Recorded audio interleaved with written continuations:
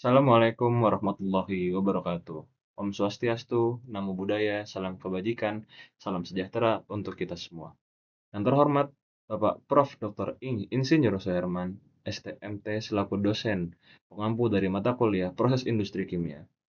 Perkenalkan, nama saya Fredelan Narema Khairullah Subagio dengan NIM 21030124124130097. Izinkan saya untuk mempresentasikan materi mengenai hidroformilasi atau yang juga dikenal sebagai proses OXO, salah satu proses katalitik homogen terpenting dalam dunia industri kimia.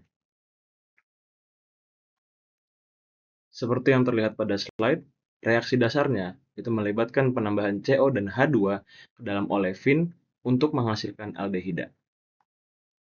Baik, kita mulai dari pengertian dasarnya.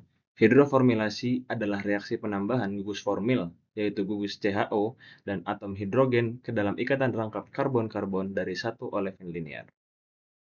Reaktan yang digunakan adalah olefin, gas CO, dan gas H2 dengan rasio 1:1. Produk utama yang dihasilkan adalah aldehida yang terbagi menjadi dua bentuk, aldehida normal atau linear dan aldehida bercabang. Aldehida ini selanjutnya dapat dihidrogenasi menjadi alkohol yang disebut alkohol okso. Proses ini juga dikenal dengan nama sintesis okso atau proses okso dan pertama kali dikembangkan pada tahun 1938. Selanjutnya, kita bahas katalis dan kondisi reaksinya. Terdapat dua katalis utama yang digunakan dalam proses hidroformilasi. Yang pertama adalah katalis kobalt, HCO-CO4. Katalis ini beroperasi pada suhu 110 hingga 180 derajat Celcius dengan tekanan tinggi 200 hingga 300 bar menghasilkan rasio produk linear terhadap bercabang sekitar 4:1. Penambahan ligan alkyl fosfin seperti tributil fosfin pada katalis kobalt dapat menurunkan kebutuhan tekanan CO menjadi 50 hingga 100 bar sekaligus meningkatkan kapasitas hidrogenasi. Namun, konsekuensinya laju reaksinya menjadi 5 hingga 10 kali lebih lambat. Yang kedua adalah katalis kompleks rhodium fosfin. Katalis ini lebih unggul karena beroperasi pada suhu lebih rendah, yaitu 80 hingga 100 derajat Celcius, dengan tekanan hanya 50 hingga 100 bar. Hingga 120 bar. Dan selektivitasnya jauh lebih tinggi, yaitu rasio linearnya bisa mencapai 15:1. Hal ini karena kompleks rhodium memang jauh lebih aktif dibandingkan dengan kobalt.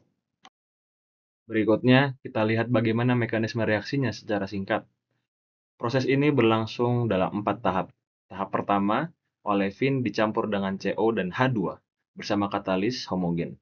Tahap kedua, CO berinsersi ke dalam rantai logam alkil membentuk intermediat asli logam.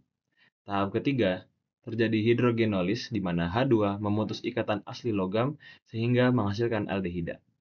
Dan tahap keempat, aldehida yang terbentuk, baik bentuk normal maupun bercabang, dapat dihidrogenasi lebih lanjut menjadi alkohol.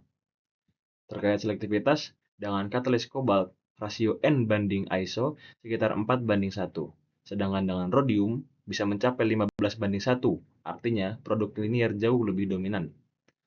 Aldehida juga dapat mengalami kondensasi aldol membentuk dimer, hidroksil aldehida, yang kemudian dihidrogenasi menjadi alkohol dengan rantai karbon lebih panjang.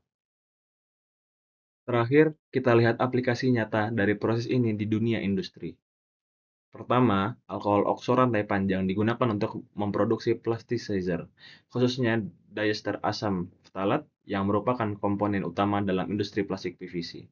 Kedua, alkohol rantai panjang C12 hingga C18. Hasil proses ini menjadi bahan baku utama pembuatan deterjen dan surfaktan komersial. Ketiga, dimer alkohol dari kondensasi aldol yang telah dihidrogenasi menghasilkan alkohol bercabang yang digunakan untuk surfaktan khusus. Singkatnya, hidroformilasi adalah proses yang sangat vital bagi industri kimia modern. Produksi global alkohol okso saja melebihi 10 juta ton per tahun. Demikian presentasi yang dapat saya sampaikan. Mohon maaf apabila terdapat kekurangan. Sekian dan terima kasih.